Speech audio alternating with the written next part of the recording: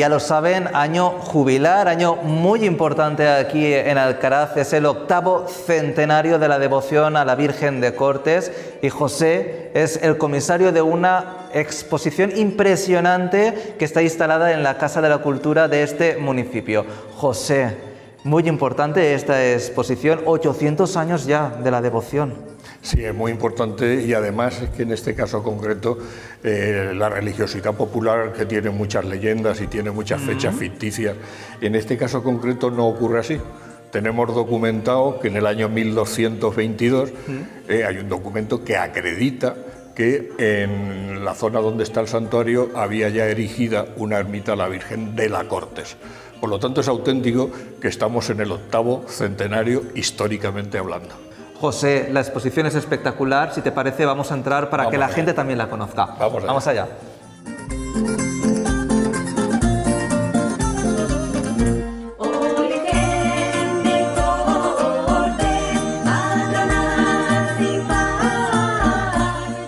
José, la exposición empieza dedicada a la Virgen María, la Madre de Dios, antes de centrarse pues, en el santuario de Cortes, en la Virgen de Cortes, ¿no? Es una especie de introducción de la madre sin advocación ninguna, que luego pues, los distintos pueblos le van a ir poniendo advocaciones en función de la particularización de las devociones que tienen.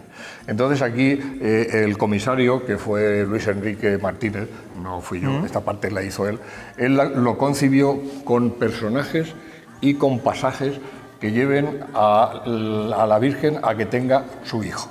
En el momento que la Virgen tiene su hijo, ya pasamos a la exposición de la Virgen de Cortes en concreto. Entonces, por eso él lo hizo primero con un medallón que está esculpido en una capilla de la iglesia de la Trinidad de Alcaraz, con la profecía de Isaías en la que dice que María va a tener un hijo.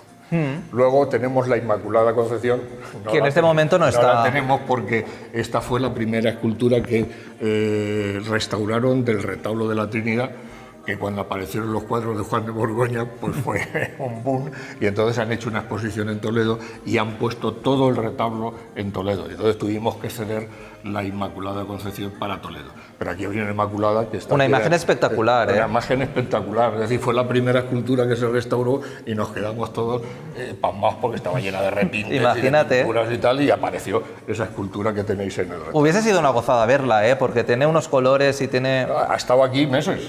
Lo que ocurre es que cuando hicieron la de Toledo se la llevaron. No la dejaron ya. Luego, un pasaje importantísimo en ese proceso de la Virgen para tener a su hijo es la Anunciación. Entonces utilizó un grabado de uno de los misales de aquí de Alcaraz. Entonces es un grabado muy bonito de la Anunciación de la Virgen, del ángel a la Virgen. Lo que veo es que hay objetos muy valiosos, José. Sí, vais a ver algunas piezas que son prácticamente únicas. En arte casi siempre es único lo que se ve, pero en este caso concreto es una riqueza enorme la que tiene Alcaraz, muy poco conocida, muy poco explotada, muy poco enseñada, pero que en la exposición va a servir precisamente. Pues va a ser una gozada. Yo espero que la gente, cuando nos esté viendo y demás, se anime a venir a Alcaraz y algunas piezas disfrutarla, realmente van a sorprender. Cuando yo os cuente un poquito la historia que tiene Iten, realmente van a sorprender el contenido que tiene. Entonces, después de esos pasajes que os hemos dicho, aparecen también una serie de personajes que están relacionados con esa Virgen María sin advocación, de yo que esté. Y entonces, lógicamente, aparece la Madre, Santana, y se ha elegido de las santanas que teníamos a mano, hemos elegido una Santana triple, porque es la Madre con la Virgen María sobre las rodillas y la Virgen María con el niño en las rodillas. Por lo tanto, es una pieza de principios del siglo XVI. Y yo creo que única. Yo nunca había visto una pieza así. Una gran pieza del siglo XVI. Luego, después de poner a la Madre, había que exponer al Padre. Entonces tenemos un San Joaquín precioso de Roque López, de principios del siglo XIX, en donde el trabajo del vestido y la expresión de la cara realmente son extraordinariamente importantes. En Alcaraz hay una colección de Roque López bastante interesante en la Iglesia de la Trinidad y algo en el convento de las franciscanas. Y nos faltaba el último personaje que entra dentro de que es importantísimo, ¿no? Que es San José.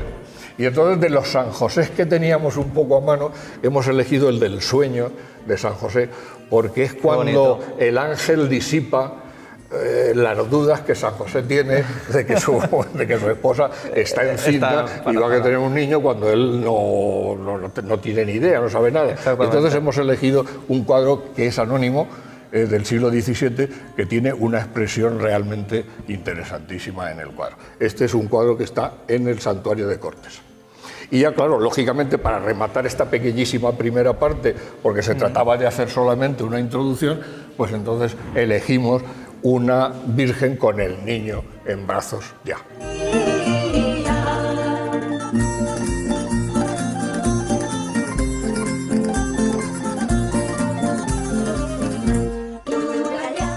Y ya hemos hablado de la Virgen María como Madre de Dios, y ahora sí vamos a hablar de la Virgen de Cortes, que, como bien dice este cartel, es una advocación local generada y arraigada a la serrana tierra de Alcaraz. Y José, aquí nos encontramos con la imagen actual de la Virgen de Cortes, cómo se encuentra en el santuario, ¿no? Sí, esta es una imagen de la Virgen en el camarín del santuario.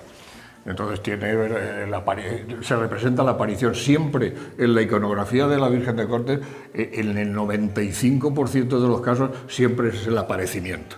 Se le llama además así siempre el aparecimiento. Entonces aquí es como está ella, está como si dijéramos teatralizando la acción del aparecimiento.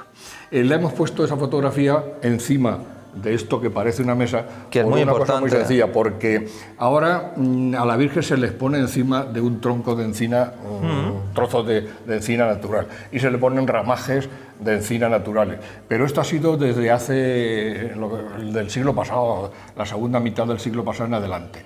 La Virgen de Cortes casi siempre ha estado sobre esta peana. Esta es una peana escultórica que está muy deteriorada, que está muy repintada, pero que es del siglo XVII, y durante el siglo XVII y el siglo XVIII, y seguramente alguna parte del XIX, la imagen estaba colocada encima de esta encina.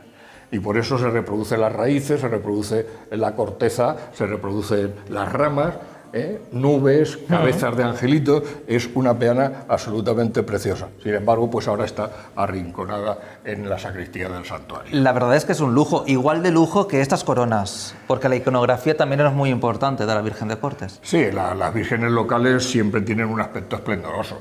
Es decir, los devotos no se contentan con tener imágenes austeras. Los devotos quieren imágenes que llamen la atención, claro, de aspecto brillante. Y entonces las coronas y los rostrillos son parte fundamental de ese mensaje de esplendor que deben dar las imágenes. Y entonces la Virgen tiene 3 coronas, 3 juegos de coronas. El tercero no está porque es el que lleva puesto la imagen, y ese no lo hemos podido poner, que es la corona de la recoronación. Y estos 2 los ponen, pues de vez en cuando le quitan la otra corona y se lo ponen. Este es un rostrillo que se ha llevado muchísimo la Virgen, tiene 3 rostrillos. Aquí vamos a ver 2, este y más adelante otro, y el tercer rostrillo lo lleva puesto también la imagen. Es decir, lo que no hemos podido poner en la exposición pues son todas las piezas que tiene puestas la imagen, pues lógicamente porque tiene que llevarlas. Esta sí que te puedo decir algo interesante. Esta es de un platero, este juego, Francisco Moratilla, es un platero madrileño, y tiene como curiosidad que es el mismo platero a la que la condesa de Villaleal le encarga una corona a la Virgen de los Llanos, que conserva y que se le pone muchísimas veces a la Virgen de los Llanos. Por lo tanto, tenemos ahí una especie de relación de la Virgen de los Llanos con la de Cortes. En ese aspecto brillante que los fieles quieren que tenga su patrona, una parte, aparte de las coronas, los rostrillos, las medias lunas, etcétera, etcétera, los vestidos son partes fundamentalísimas de ese aspecto. Entonces hemos elegido entre 20 y 25 juegos que tendrá en uso la Virgen de Cortes. Hemos elegido estos 2, porque tiene más de un siglo de duración de tiempo, es decir, es un vestido antiguo. Como se ve, son telas que ahora no se utilizan, son bordados muy diferentes a los que se hacen actualmente, y este, que es de hace 20 o 25 años, en donde lo hemos querido poner porque se le bordó el escudo de Alcaraz, y hemos querido marcar la estrechísima relación que existe entre la Virgen de Cortes y la ciudad de Alcaraz. Y esa es la razón por la que hemos elegido estos 2 vestidos en concreto, de los muchos que tiene. Vestidos muy bonitos, pero Si hablamos de historia, estas dos cartas de Felipe II también son muy importantes. Sí, yo he leído muchas veces que estas cartas se conocían, no son una novedad, pero la interpretación no ha sido siempre, creo, lo correcta. Siempre pensaban que Felipe II le compraba y le regalaba a la Virgen un vestido. Y el espíritu de los documentos no es ese. Es el Concejo de Alcaraz el que le quiere hacer a la Virgen de Cortes un vestido de ceremonia, solemne, para las grandes fiestas. Y eso cuesta muchísimo dinero. Y lo que hace el Concejo es pedirle permiso a Felipe II para gastar del erario público la cantidad que necesita para hacer ese magnífico vestido. Y lo que hace Felipe II es conceder la licencia para que del erario público se haga esos vestidos.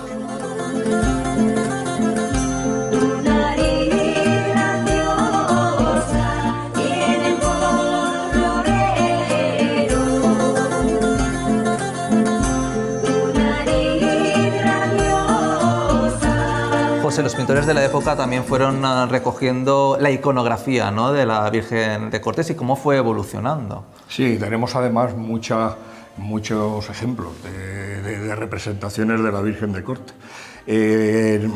Podríamos estar hablando mucho tiempo, evidentemente no es posible. Lo que sí que te voy a enseñar es 3 cuadros consecutivos. Este que hay aquí, que es del convento de las monjas, es el aparecimiento de la Virgen de Cortes. Casi siempre la iconografía de la Virgen es el aparecimiento de la Virgen de Cortes. Muy pocas veces aparece en otra escena completamente diferente. Entonces, fíjate, este del siglo XVII, este es de principio del siglo XVIII y este es de mediados del siglo XVII. De los 3, este es el mejor. Y entonces fíjate que son los 3 aparecimientos de la Virgen de Cortes y, sin embargo, la Virgen de Cortes no tiene la iconografía de la Virgen de Cortes. Es decir, que hay una fase en las representaciones de la Virgen de Cortes en donde todavía no está consolidado el modelo iconográfico con la que se le tiene que representar. La prueba que en las 3 aparece María, en la iconografía de María, con su túnica roja, con su manto azul ultramar, es decir, con la iconografía que tiene María en aquella fecha. Sin embargo, ya cuando llega el siglo XVIII se ha consolidado esa iconografía y este cuadro ya es del XVIII y entonces ya aparece la Virgen de Cortes con la iconografía prácticamente, faltan algunos elementos todavía que no han aparecido, pero ya aparece con la iconografía propia de la Virgen de Cortes. Aquí hay un detalle que sí os quería decir, y es que cuando se llega a Alcaraz se ve un gran arco al lado del castillo, sí, la parte baja. Entonces mucha gente pregunta, ¿qué es ese gran arco? Ese gran arco es lo único que queda de un acueducto gigantesco que llevaba el agua desde los Batanes hasta la parte alta del castillo. Con el tiempo se fue deteriorando, las piedras fueron utilizándose para otra cosa, se fue derrumbando y ahora solamente queda su ojo. El acueducto de Alcaraz era de enormes proporciones. El de Segovia se quedaría en Mantillas. No te sabría decir, pero no era más pequeño que el de Segovia. Fíjate, por ejemplo, cómo está representado aquí. Ahí está el acueducto de Alcaraz. Bueno, y allí también se ve. Está el acueducto. Fíjate ahí en la proporción que utiliza el pintor, cómo el acueducto es una estructura enorme en el conjunto de la población.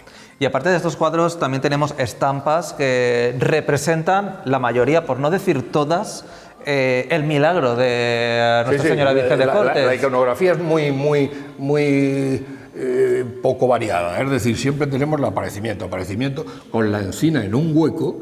Date cuenta ahora cuando mires las estampas, vas pasando y te das cuenta que siempre en la encina aparece un hueco que pasa desapercibido, pero que simbólicamente tiene interés, porque es donde la tradición sitúa el encuentro de la imagen. Es decir, la leyenda de origen habla de que la imagen estaba metida dentro del tronco de una encina. Y entonces en las estampas tienen mucho cuidado para que la encina siempre tenga el hueco. Por cierto, que se me ha olvidado, José, aquí sí que tenemos a la Virgen de Cortes, como podríamos decir, la entendemos hoy en día. Claro, ¿no? Este ya es un cuadro de 1970, entonces ya tenemos toda la iconografía constituida de la imagen de la Virgen de Cortes. Entonces, en poquitos cuadros, porque tampoco hemos podido poner más. Pero podemos ver la evolución. Hemos visto la evolución de cómo no se sabe muy bien cómo representar a la Virgen de Cortes, cómo ya se concibe un modelo fijo de representación y cómo ese modelo se consolida y es el que actualmente tenemos. José, y una cosa curiosa es que cuando la Virgen de Cortes hacía un milagro, ¿no?, pues a quienes le habían concedido, por ejemplo, en esta ocasión, un señor que pedía a la Virgen de Cortes que curase a su mujer o a un familiar, tenían que hacer como un regalo, ¿no? Y en este caso era un cuadro. Siempre que hay un milagro, siempre que se atribuye a la Virgen un milagro, se hace un esvoto. Es decir, el fiel favorecido, por regla general, entrega algo a la iglesia, a la ermita, a la Virgen, le regala algo. Entonces, este es el único cuadro de milagros que queda del santuario. Debiera haber muchísimos, pero es el único que nos queda. Cuando la familia consideraba que había tenido un milagro de la Virgen, entonces mandaba a un pintor, siempre de segunda categoría, porque no son cuadros artísticamente buenos, son cuadros populares que tienen una finalidad práctica, entonces le encargaban un cuadro de milagros. Y los cuadros de milagros siempre son iguales.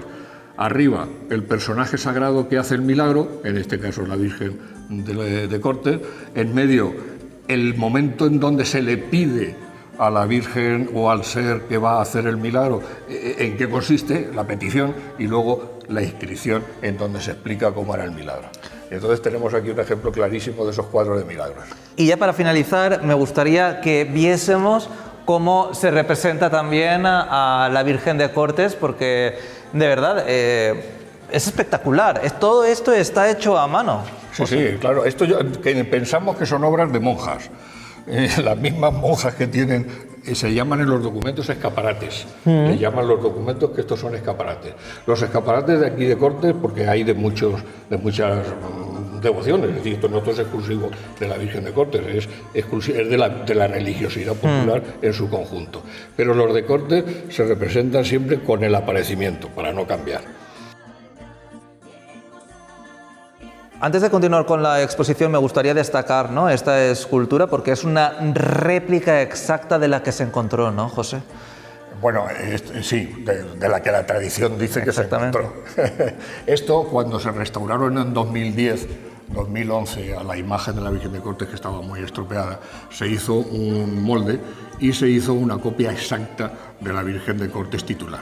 La Virgen de Cortes es la que está en el santuario, y aquí hemos puesto como centro de la exposición, como presidiéndolo todo, a una reproducción de la Virgen de Cortes.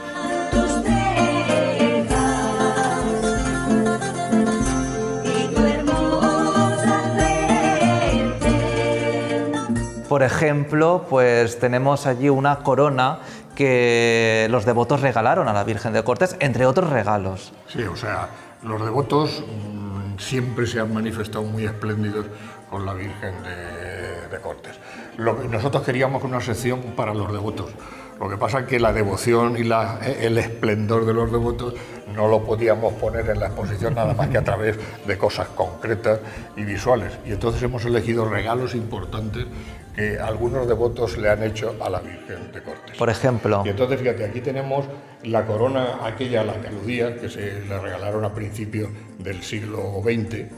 Tenemos al lado un documento en donde unos devotos le regalan un frontal de plata para que se decore muy bien el altar de la Virgen, que es el altar del cuadrito ese que hemos visto. Es decir, que conocemos el documento de donación y conocemos el altar por la pintura de 1674 que te he enseñado. La custodia, que es una pieza excelente, está hecha de bronce y de coral, es del siglo XVII, es una pieza espléndida. Y también tenemos las andas de plata, de donde hemos visto la imagen, la copia de la Virgen de Cortes, que engaña porque las andas del XVII son la parte de abajo, todo lo que es de plata. Es decir, eran unas andas que se llaman de transporte, no tenían el templete de arriba en absoluto. Y durante siglos a la Virgen de Cortes se la está bajando del santuario a Alcaraz y de Alcaraz al santuario con esas andas que hay allí. Después de guerra, a principios del siglo XX, le hicieron las columnas para que se ve que la gente quería lo que hemos hablado del esplendor y de que sea brillante el aspecto que tiene la Virgen, y entonces le añadieron las columnas y el nimbo, el templete ese que tiene. Pero eso es de principios del siglo XX. Y entonces se siguió trayendo a la Virgen con las andas, con el cielo que así le llaman los documentos a la parte de arriba. A la cúpula que tiene. Le llaman el cielo los documentos. Hasta que después de guerra hicieron unas andas muy parecidas a estas, que son con las que se traslada ahora la Virgen, y estas han quedado arrumbadas prácticamente, o se dejan en la Trinidad y se pone a la Virgen tal, pero ya no hacen la función que durante siglos han estado haciendo. Y uno de los devotos más importantes fue Fray Fermín. Sí, devotos importantes, muchos, nobles, militares, tenemos documentados montones, pero teníamos que elegir pocos, y al final elegimos solamente uno, que es Fray Fermín Sánchez Artesero, que era natural de aquí de Alcaraz, que fue obispo de Cuenca, y este hombre hizo muchísimo, era un devoto ferviente de la Virgen de Cortes, hizo una novena y le dio muchísimas indulgencias y le dio dinero, y el testamento también dio dinero para pintar la Trinidad. Es decir, un hombre que estuvo siempre muy preocupado por la Virgen de Cortes y por las cosas de Alcaraz. Y además, José, pues también tenemos aquí muchísimos documentos. Por ejemplo, el libro de visitas de la ermita de Cortes, tenemos un expediente judicial, tenemos un inventario de bienes. Sí. Que hay muchísimos documentos. Tenemos muchos más documentos, tenemos montones. Hemos elegido estos con intención. Esto es una reproducción del libro de visitas del archivo municipal de Calasparra, que probablemente sea uno de los documentos más importantes para el estudio de la Virgen de Cortes, porque nos cuenta la vida del santuario durante todo el siglo XVII y una parte del XVIII. Los visitadores acudían cada 2 años al santuario, lo mismo que a la Sacín, era una costumbre en los dominios que los visitadores pasaran revista, inspeccionaran lo que había. Entonces, cada 2 o 3 años los visitadores pedían un inventario de lo que había, y aquí tienes los inventarios que se hacían cada vez que un visitador, hemos elegido nada más que unos pocos, quedan muchísimos, y además describían, fíjate lo importante que es esto, describían cómo estaban las capillas y el templo, si estaban sucios los manteles, si estaba bien puesta la cruz, si había roto no sé qué, y eso nos ha permitido, ahora luego lo veremos, reconstruir cómo sería la ermita año tras año, por las descripciones que iban haciendo los visitadores, cómo se hacía una capilla, cómo se hacía otra, cómo se le aumentaba esto, sobre todo, porque ellos describían minuciosamente, hasta las mismas cuadras eran descritas por los visitadores. Y este es muy interesante porque cuando vienen las guerras carlistas, los carlistas pues saqueaban todo lo que podían para financiarse su guerra, sus luchas. Y entonces amenazan a Alcaraz con llevarse todas las joyas de la Virgen de Cortes, y entonces el cura de Alcaraz se lleva las joyas y todo lo de plata y de oro que hay, y lo esconden. Y está escondido 28 años. Y este es el acta de entrega del tesoro recuperado.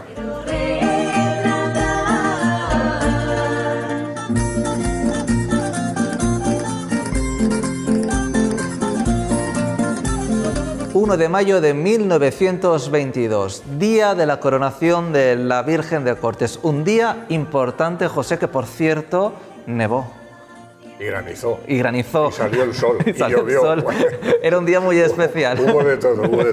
La crónica dice que fue un día inestable a más no poder. Y aquí tenemos una fotografía de ese día, ¿no, José? Que posiblemente es de Pedro Román, del fotógrafo. Esta fotografía ha sido enormemente importante, la hemos puesto en lugar destacado, porque es la que nos ha permitido, porque esa fotografía es del día de unos segundos antes de proceder a la coronación. Y entonces nos ha permitido localizar entre todo lo que hay en el santuario aquellos elementos litúrgicos que formaron parte de la coronación. Entonces, en función de esa fotografía, sabemos que aquella vitrina está llena con el terno que utilizaron los sacerdotes el día de la coronación. Nos ha permitido conocer que el vestido de la Virgen de Cortes el día de la coronación era este. Nos ha permitido conocer que la coronita del niño y el rostrillo de la Virgen son estos los que llevó el día de la coronación. Y no hemos podido saber, no hemos podido traer la corona de la coronación porque esa se perdió en guerra. Es decir, que los demás elementos los tenemos prácticamente a la vista, hasta el punto de que esta pieza es un trozo del frontal que vistió el altar de la coronación. Por lo tanto, la fotografía es un documento interesantísimo para conocer la coronación de la Virgen. 1 de mayo de 1922, coronación, pero después hubo una recoronación. Hubo una recoronación. Así en 1943, algo así como para compensar a la Virgen de todos los sacrilegios o de todas las cosas mal que habían ocurrido durante la guerra, pues la sociedad alcaraceña le quiso hacer reivindicar su memoria y entonces hizo la recoronación. Y entonces el pueblo pagó una corona espectacular, que es esta que hay aquí, muy bonita, que es la que lleva la Virgen, y por eso no la hemos podido poner aquí. Entonces en 1943 se recoronó a la Virgen de Cortes como un desagravio a los errores anteriores.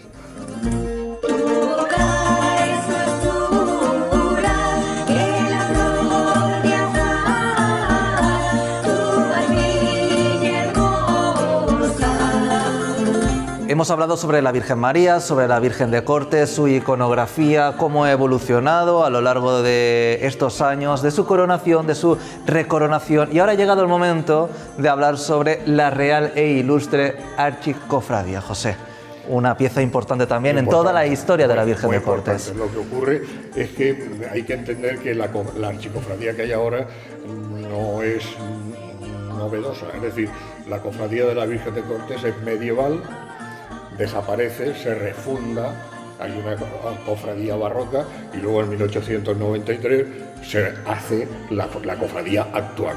Es decir, que durante siglos la Virgen de Cortes ha tenido cofradía. Lo que ha ido cambiando es los estatutos, la estructura de las distintas cofradías de la Virgen de Cortes. La actual fue fundada en 1893, la fundó el párroco de la Trinidad. Y teníamos un retrato en la Trinidad de este hombre, y era el Fray Antonio Callejas, y entonces hemos recogido las constituciones, es decir, el documento por el que se funda la actual archicofradía, y hemos recogido los distintos estatutos de la cofradía. Y luego, para terminar, también las medallas de los hermanos, de los asociados, que son muy vistosas, son muy agradables y muy interesantes. Y en esta exposición, José, también podemos ver, ¿no?, cómo ha evolucionado el santuario de Nuestra Señora Virgen de Cortes.